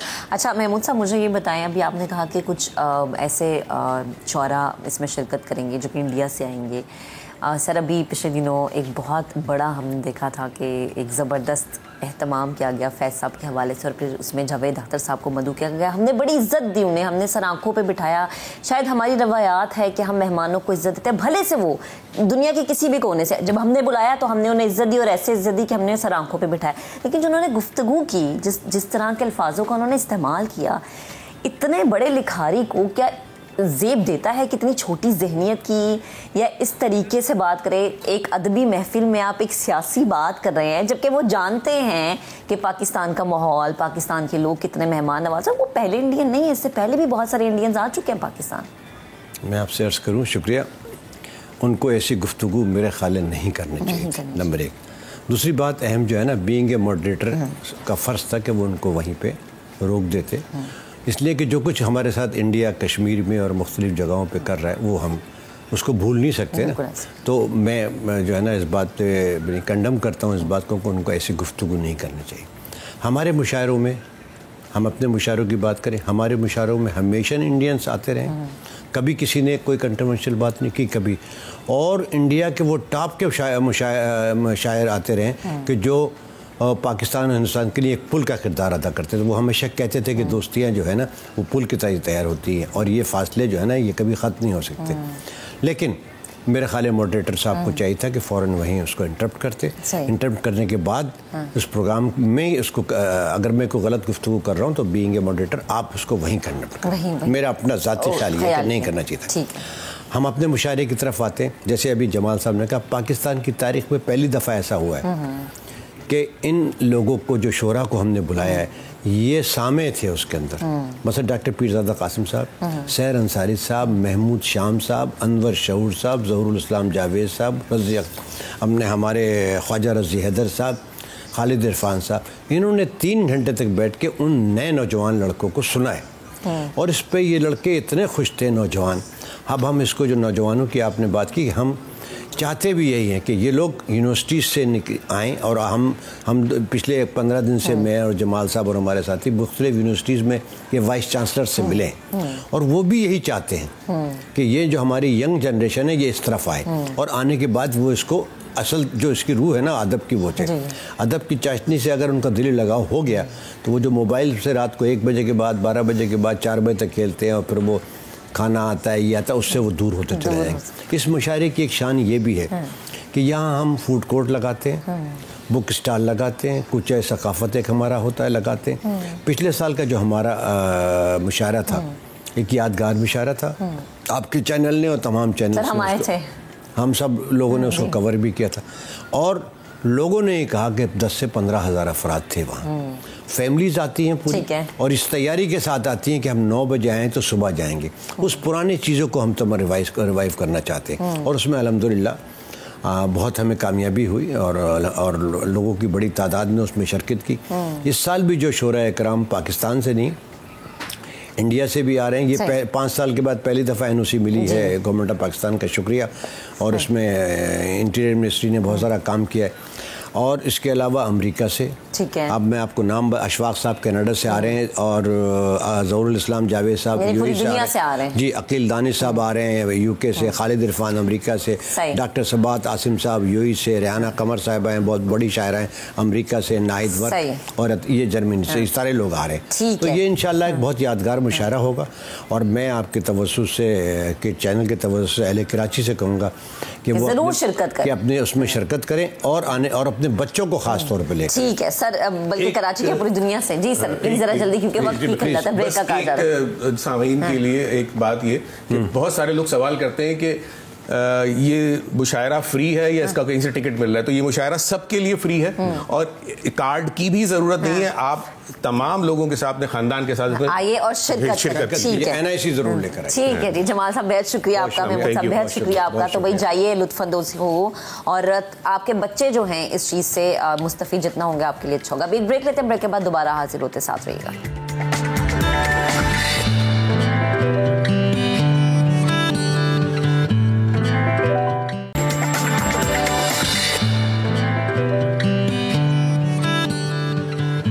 Welcome back once again. अब बात उस बयान की जिसने बहुत सारे लोगों को इस नहज पर पहुंचाया या इस स्टेज पर पहुंचाया कि अपने अल्फाजों का इस्तेमाल करते हुए उस बयान की पुरजोर अल्फाज में मजम्मत करें। कहते हैं जी कि इंसान अपनी ज़ुबान में छुपा होता है। ऐसा ही कुछ हुआ भारतीय मुसन्निफ और शायर जावेद अख्तर के साथ। पाकिस्तान की सरजमीन में पाकिस्तान मुखालिफ बयान उन्होंने दिया। जावेद साहब को फेस्टिवल में मुंबई हमलों की याद सताने लगी। उनका बयान सोशल मीडिया पर वायरल हुआ और फिर हर तरफ से उन्हें हदफ तनकीद बनाया गया। इस सिर्फ यहीं पर बात ख़त्म नहीं हुई, बल्कि वो जब भारत गए तो उन्होंने कहा जी कि पाकिस्तानियों ने खुद इस बात को तस्लीम किया है कि उन्होंने मेरी बात से इत्तफाक किया है। लेकिन जावेद साहब ये भूल गए कि वो जिस सरजमीन से होके गए हैं वो सरजमीन है जहाँ पर मेहमानों को इज्जत दी जाती है और उन्हें सर पे बिठाया जाता है। एक लिखारी और शायर को हरगिज़ ज़ेब नहीं देता कि अदबी महफिल में सियासी और नफरत अंगेज बात करे, ऐसा बयान दे और मेज़बान के खिलाफ जहर उगले। पाकिस्तानी अवाम ने जावेद अख्तर के बयान की शदीद अल्फाज में मजम्मत की। अब इसी पर बात करने के लिए सीनियर अदाकार जावेद शेख साहब हमारे साथ टेलीफोन लाइन पर मौजूद है। उन्होंने हमें ज्वाइन किया, उन्हें शामिल गुफ्तगू करते हैं। अस्सलाम वालेकुम शेख साहब, गुड मॉर्निंग। बेहद शुक्रिया सर वक्त देने के लिए। जावेद अख्तर साहब का बयान, हमारे दिल तो यकीनन दुख है क्योंकि हमने बड़ी इज्जत से, बड़े प्यार से, बड़ी मोहब्बत से एक ऐसे बड़े लिखारी को मदऊ किया जिनके बारे में शायद हमें अंदाज़ा ही नहीं था कि उनकी इतनी छोटी सोच है कि वो एक अदबी महफिल में एक सियासी बात करेंगे। वालेकुम अस्सलाम जी, गुड मॉर्निंग। बिल्कुल आपने बिल्कुल सही कहा कि एक अदबी महफिल में सियासी बात नहीं करनी चाहिए। ऐसे तो हमें भी बड़े मौके मिले कि हम हिंदुस्तान, मैंने तो 5 साल वहाँ पे रहा हूँ, बहुत सी फिल्मों में काम किया है, उनके फंक्शन में, प्रेस कॉन्फ्रेंसेस में मैं जाता रहा हूँ, सारा कुछ है, मगर हमने कभी भी वहाँ पर किसी किस्म की कोई सियासी बात नहीं की। ये मुझे समझ में या खैर शुरू से जावेद अख्तर साहब थोड़े से बायस हैं इस मामले में, और वहाँ से भी बैठे बैठे कुछ न कुछ बोलते रहते हैं।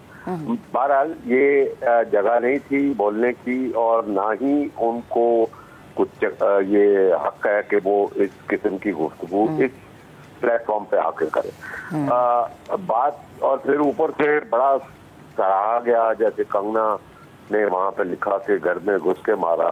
बात तो ये है कि भाई बात, हम बड़े मेहमान नवाज हैं, हमने उनको मेहमान के तौर पे बुलाया और उन्होंने जो कुछ किया उनको जाने दिया, वरना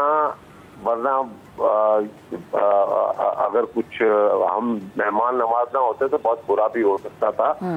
बहरहाल ये जावेद अख्तर साहब भूल गए कि जिस जगह पे वो बैठे हैं इनका ही बंदा हमने पकड़ा हुआ है, गुलवर्षन। बात ये है कि हमने तो कभी किसी ने नहीं कहा जाते, और उसने तो खुद आके अपने मुंह से ये किया कि मैंने पाकिस्तान में क्या क्या किया। बिल्कुल, तो बिल्कुल। ये सियासी बातें हैं, और सियासी बातें सियासी लोगों को करनी चाहिए और सियासी प्लेटफॉर्म पे करनी चाहिए। बिल्कुल। तो मैं पुरजोर मजम्मत करता हूँ जावेद अख्तर साहब ने जो भी बोला, और फिर ऊपर से मैं तो हैरान हूँ कि जिस महफिल में शाम को वो गए हैं पार्टी में, और उन्होंने वहां पर जिक्र किया और वहां पे लोग तालियां बजा रहे थे, That was very bad. Sir हमारे लिए बड़ी शर्म की बात है ये, क्योंकि फिर वो कहते हैं कि शायद इसलिए लोग आपकी इज्जत नहीं करते क्योंकि आपको खुद अपनी इज्जत नहीं रखनी आती। ये एक अलग टॉपिक है शेख साहब, लेकिन आपने कुलभूषण का जिक्र किया, अभिनंदन का जिक्र करना भी बड़ा जरूरी है। हमने एक बड़ा जबरदस्त पैगाम दुनिया को भी दिया, हमने अभिनंदन को छोड़ा, हमने अभिनंदन को एक चाय ऐसी पिलाई जिसकी साल हाँ साल बात होती जाएगी, और जिस तरीके से उन्होंने ना सिर्फ अभिनंदन को भूले, ना सिर्फ कुलभूषण यादव को भूले, बल्कि वो इस चीज को भी भूल गए कि पाकिस्तान में सोनू निगम साहब आए, रेखा साहिबा आई, पाकिस्तान में हमने देखा कि जगजीत सिंह साहब के बहुत सारे कॉन्सर्ट्स हुए, हमने बड़े प्यार और इज्जत से उन्हें नवाजा, लेकिन वो ये सब कुछ भूल गए। हाँ, मैं वही कह रहा हूँ कि ऐसा नहीं है कि भाई वो मेहदी हसन साहब और नुसरत फतेह अली साहब ने वहाँ पे बहुत फंक्शन किए। जो इंडियन सेलिब्रिटीज हैं वो भी बहुत दफा पाकिस्तान में आई है, बहुत कुछ हुआ है यहाँ पर। तो ये उनके ये बहुत ही, मुझे तो बहुत ही अजीब सा लगा उनका इस महफिल में ऐसी गुफ्तगू करना। जी अच्छा शेख साहब, जब हम बात करते हैं एक ऐसी खूबसूरत महफिल की जो कि अदबी हो, वहाँ पर आई थिंक मॉडरेटर्स का भी ये काम होता है कि अगर ऐसी कोई बात हो रही है, आपकी सरजमीन पे बैठ के आप ही के खिलाफ बात हो रही है, तो ये मॉडरेटर्स का काम है कि बर्जस्ता जवाब दें, वहीं पर उन्हें रोक दें और उनका माजी और उनका हाल उन्हें याद करवाएं कि क्या गुजरात में हो रहा है, क्या कश्मीर में हो रहा है। हाजिर दिमागी का उन्हें मुजाहरा करना चाहिए था। बिल्कुल, ये अदील हाशमी का काम था जो उनके साथ बैठे हुए थे, तो उनका फर्ज था कि उनको टोकते कि जावेद साहब ये जगह नहीं है, ऐसे बोले कि कुछ यानी कि कह देते, तो वो कम से कम उनकी तरफ से जवाब आया था, मगर वो भी खामोश रहे, which is sad।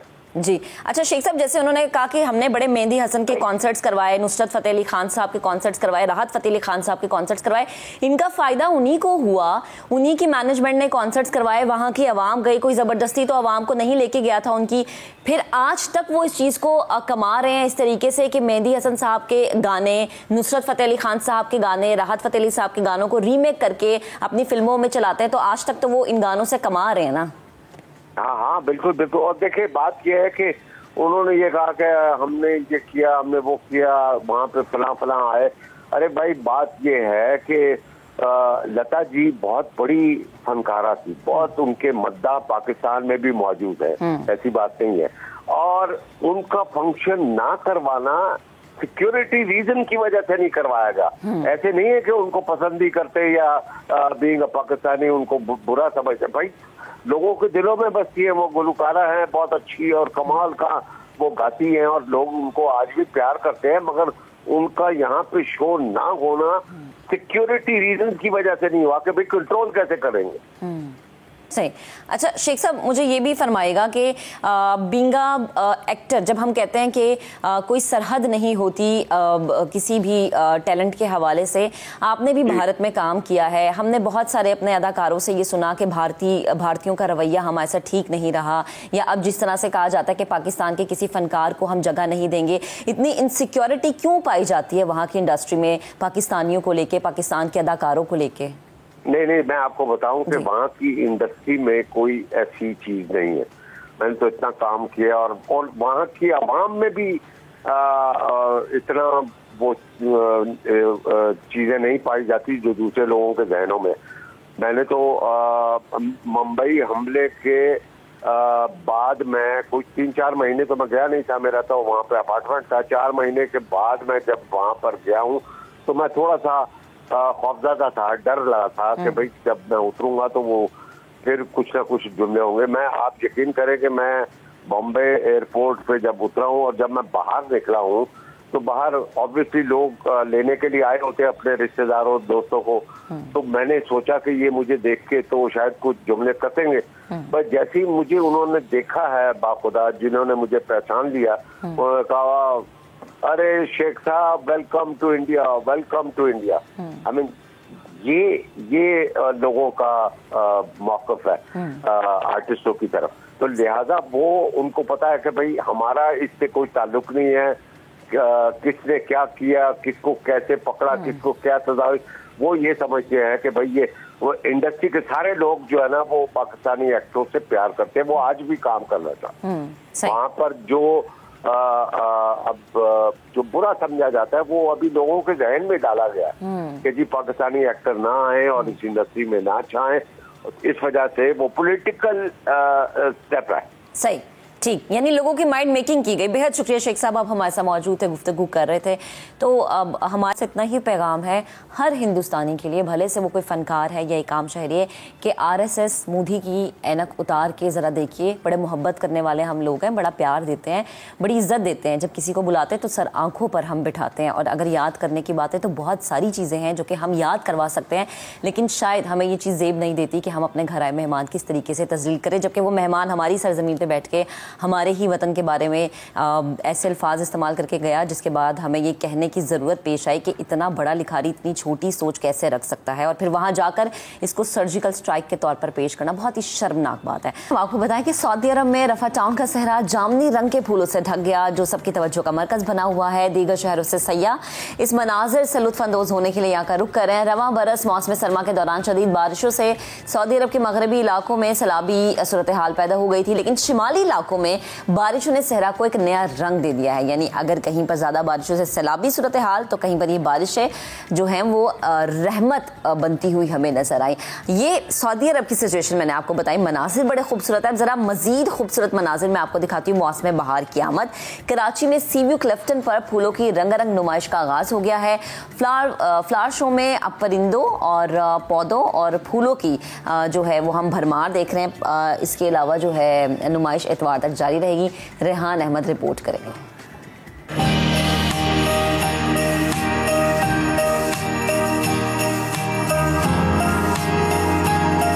कराची में मौसम बहार के रंग बिखर गए। नीले, सब्ज, नारंगी और सुर्ख रंगों की बहार। सीव्यू के AK पार्क में 72वें फ्लावर शो का मेला सज गया, जहां फूलों और पौधों की सैकड़ों इकसाम मौजूद हैं। फ्लावर शो का मकसद बागबानी और फूलों से प्यार करने वालों की हौसला अफजाई करना है। हर टाइप के फूल है, आपको वैरायटी पता चलती है। हमें तो नाम भी नहीं पता, सीख लिया बोगनविला तो पेट्यूनिया, तो ये सीखने का बहुत मौका मिलता है और बहुत अच्छा लगता है। एक अच्छी आउटिंग होती है फैमिली के लिए। फूलों की नुमाइश ने जहां माहौल को दिलकश रंगों से भर दिया, वहीं शहरियों के चेहरे भी खुशी से खिल उठे। डिफॉरेस्टेशन की वजह से हमारे पास जो क्लाइमेट चेंज आ रहा है, उसमें हम देख रहे हैं कि कितने मसले मसाइल पैदा हो रहे हैं। तो इस एग्जीबिशन से हम इस चीज को प्रमोट कर सकते हैं कि प्लांटेशन कितनी इम्पोर्टेंट है। कराची के साहिल पर रंग बिरंगे फूलों की नुमाइश इतवार 26 फरवरी तक जारी रहेगी। फूलों की ये नुमाइश हमें सबक देती है कि एक एक फूल की 150-150 किस्में मौजूद हैं और इस गार्डन में फूलों की हजारों किस्में मौजूद हैं।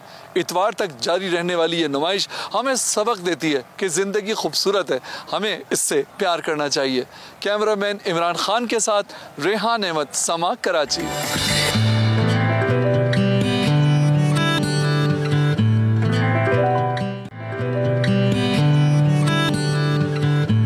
Welcome back once again. अब आपको बताएं कि कराची में मर्दों के बाद मोटरसाइकिल की चोरी में खवातीन के मुलव्विस होने का भी इंकशाफ हुआ है। बल्दिया इत्तेहाद टाउन पुलिस ने खातून मोटरसाइकिल लिफ्टर को गिरफ्तार कर लिया है। अच्छा, एक जो बड़ी इंटरेस्टिंग चीज़ है कि जो मुलजिमा हैं वो लड़कों जैसा हुलिया बनाकर वारदातें करती थी और पुलिस ने चोरी की हुई मोटरसाइकिल भी बरामद कर ली है। यासिर हुसैन की रिपोर्ट आपको दिखाते हैं। धोखा ना खाएं, ये लड़का नहीं लड़की है जिसने लड़कों जैसा हुलिया बना रखा है और बड़ी महारत से मोटरसाइकिल चोरी की वारदातें करती है। बल्दिया इत्तेहाद टाउन पुलिस ने कार्रवाई करते हुए खातून मोटरसाइकिल लिफ्टर को गिरफ्तार कर लिया। मुलजिमा समरीन ने दौरान तफ्तीश मोटरसाइकिल चोरी का एतराफ भी कर लिया। 3-4 महीने हुए ये गाड़ी लिए मैंने। कितनी मोटरसाइकिलें ले चुकी हो अब तक? एक ही लिए, यही वाली जो। अच्छा, क्यों ली? वो चलाने के लिए। पुलिस के मुताबिक मुलजिमा पौश इलाकों से मोटरसाइकिल चोरी करके पार्ट्स फरोख्त करती थी। इतला मिला था कि एक लड़की है, उसने गेटअप अपना लड़कों की तरह बनाया है, वो गाड़ी चोरी भी करती है और इसके साथ लड़के हैं वो मतलब छीनती भी हैं।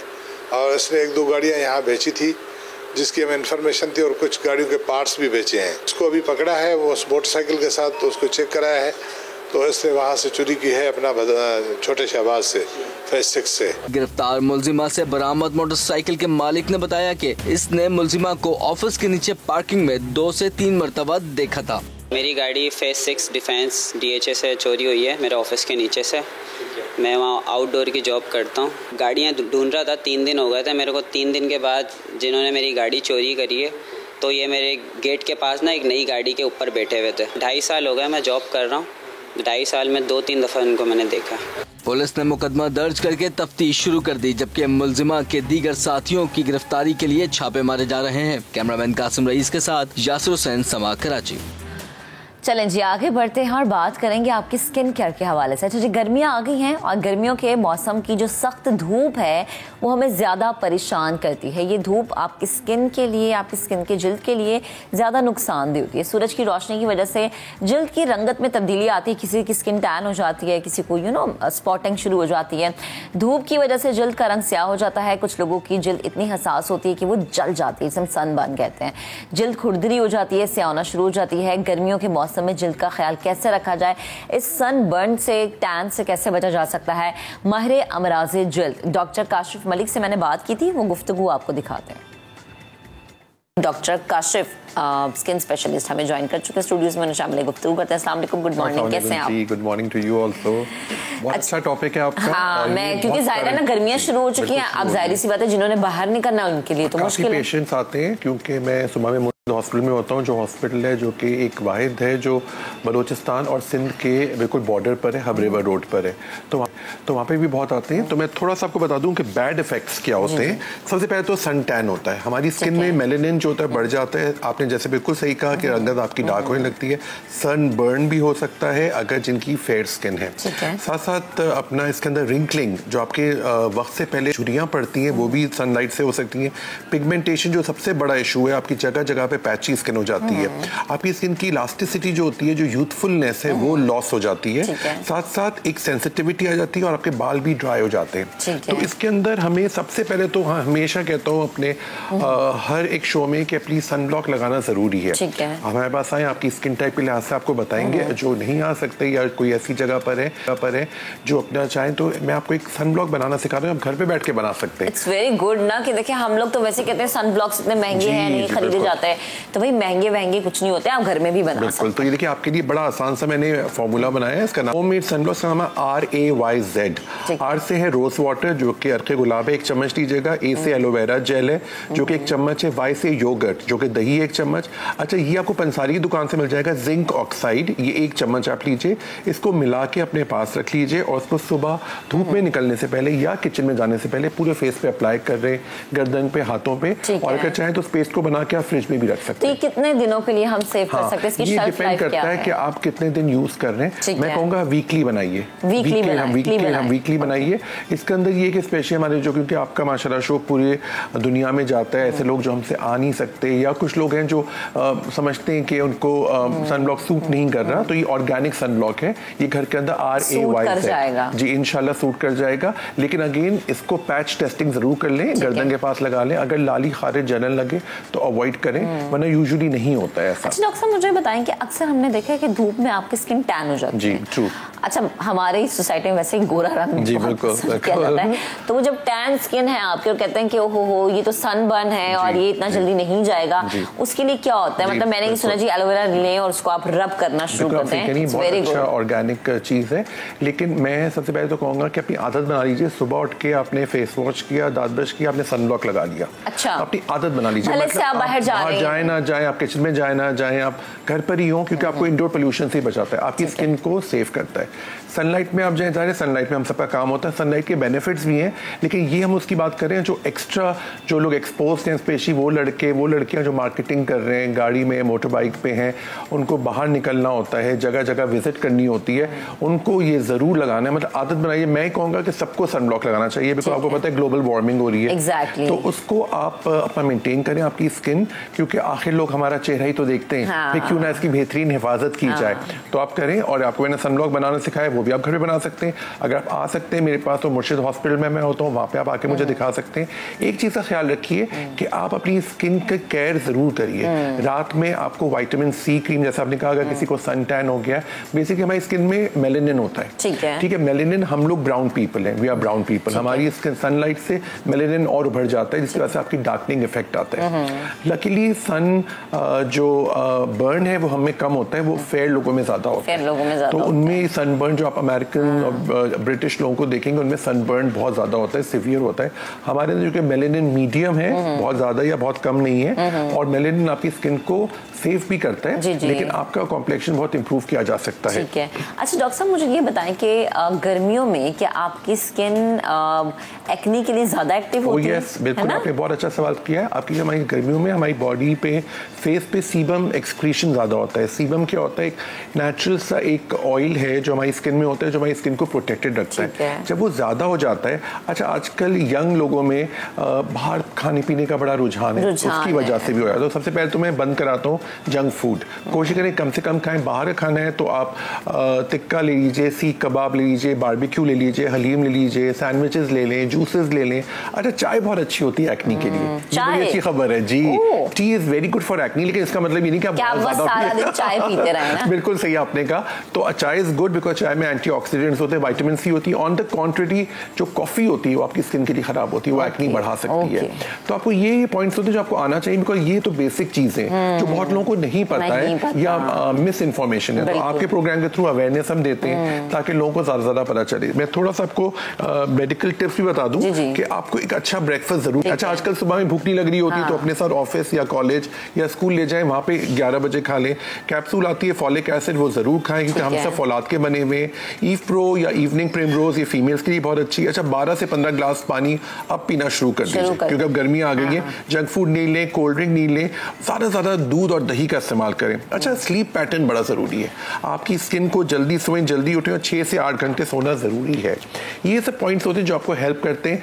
सन की इफेक्ट सबसे ज्यादा ये होता है कि आप सनब्लॉक लगा के आप आराम से घूमें सनब्लॉक का ये होता है कि अबव 30 SPF होता है सन प्रोटेक्शन फैक्टर, उससे ज़्यादा आप लीजिए, लेकिन हर किसी की स्किन टाइप अलग है। अगर आप मेरे पास हॉस्पिटल आते हैं तो मैं आपको बताऊंगा कि कुछ लोगों की स्किन ऑयली स्किन होती है तो उनको हम वाटर बेस्ड सनब्लॉक देंगे, कुछ लोगों की होती है एक्स्ट्रा ड्राई, उनको ऑयल बेस्ड देंगे। तो आपकी स्किन टाइप के लिहाज से अक्सर ये होता है, आपको पता ही है, एक सनब्लॉक सूट कर गया, सबने वो लगाना शुरू कर दिया। अब वो सबकी स्किन टाइप तो उन्होंने सब लगा दिया, अब वो आगे जाकर उनको सूट नहीं करता है। तो ये अवॉइड करें। आइडियली ये कि हमारी क्लिनिक्स पे हॉस्पिटल में आके दिखा दें तो आपकी स्किन को इवैल्यूएट करके जो मैंने आपको जो एक रेमेडी बताई वो आप बिल्कुल यूज कर सकते हैं, लेकिन लगाने से पहले पैच टेस्टिंग जरूर करें ताकि आपका पता चल जाए कि कुछ और प्रॉब्लम तो नहीं है। अच्छा, और बड़ा जरूरी है डॉक्टर साहब कि आप अपनी स्किन को बार-बार जो है ना ठंडे पानी के छींटे मारें ताकि आपकी स्किन जो है वो अच्छे तरीके से और वो रहे, एग्जैक्टली फ्रेश रहे, ग्लो चाहे ना। देखिए फेस के लिए हमें क्या चाहिए, F से है फ्रेश, हमें फ्रेश फेस चाहिए। जो हम वेजिटेबल ज्यादा खाएंगे या फ्रूट ज्यादा लेंगे, उसके प्रॉपर सन ब्लॉक। देखिए सन ब्लॉक में बार बार कहूंगा अपनी आदत बना लीजिए। आपका जहाँ पे दांत ब्रश करने का रखा हुआ है उसके बराबर में आपने फेस वॉश भी रख लिया या सोप रख लिया और सन ब्लॉक रख लिया, ताकि आपको आदत हो जाए जब भी आप फेस वॉश करें, दांत ब्रश करने जाए, वजू करने के बाद फौरन सन ब्लॉक लगा लीजिए। ए से एक्नी क्लियर, आप चाहते हैं एक्नी क्लियर हो तो उसका एक्नी ट्रीटमेंट है, और आपने बिल्कुल सही कहा, अभी जो वेदर शुरू हो रहा है उसमें एक्नी आना शुरू हो रही, तो अभी से इसको ट्रीट करना शुरू कर दीजिए। सी से क्लैरिटी, हम चाहते हैं कि बिल्कुल क्लियर हो स्किन, तो उसके अंदर सन ब्लॉक अगेन आ गया कि आपको सही वाला सन ब्लॉक रखना है, और ऑफ कोर्स एवर यंग। इसके लिए आपको अपनी रात में विटामिन सी क्रीम और मल्टीविटामिन्स खाना जरूरी है। फॉलिक एसिड, इवनिंग प्रिमरोज में बार बार कहूंगा, क्योंकि हम लोग फौलाद के बने हुए होते हैं, हमें फॉलिक एसिड जरूर खाना चाहिए ताकि एनर्जी भी रहे। इवनिंग प्रिमरोज फीमेल्स के लिए होती है जो हार्मोनल बैलेंस में हेल्प करती है। फीमेल्स के लिए मैं ये कहूंगा कि सबसे इंपॉर्टेंट है जल्दी सोएं, जल्दी उठें। चिकन अंडा जो हार्मोनल आ रहा है वो अवॉइड करें, और ना स्ट्रेस लें ना स्ट्रेस दें। तो क्योंकि हम सब स्ट्रेस में, देखिए लेट्स फेस इट, राइट, खुश रहें, कोशिश करें पॉजिटिव रहें। देखिए हर चीज का एक नेगेटिव और पॉजिटिव पहलू है, ये बड़ा मैटर करता है कि जो आप नेगेटिव सोचते हैं ना वो आपके चेहरे पर बिल्कुल आ जाती है, और उससे कोई फायदा नहीं होता। आपकी टेंशन अपनी जगह पर है, आपने क्या क्या टेंशन लेके अपनी स्किन खराब कर ली, आपकी पिगमेंटेशन हो रही है, मेलास्मा हो रहा है, खून की कमी हो रही है, चेहरे पे झाइयां हो रही हैं। और ये भी बता दूं, जो सनलाइट में जिनको झाइयां होती हैं वो तो कभी भी बगैर सनब्लॉक के झाइयों के साथ ना निकलें सनलाइट में या किचन में, क्योंकि सनब्लॉक जरूरी है, रात की क्रीम भी जरूरी है। सही है, ठीक है डॉक्टर साहब, बेहद शुक्रिया, हमारे साथ मौजूद थे, गुफ्तगू कर रहे थे। बड़ा जरूरी आप अपनी स्किन का ख्याल रखें, और सबसे जरूरी होता है कि आपको पता हो आपकी स्किन किस टाइप की है। ऑयली स्किन है तो प्लीज ड्राई स्किन वाले काम मत करें, अगर ड्राई है तो प्लीज ऑयली स्किन वालों की चीजें मत इस्तेमाल करें।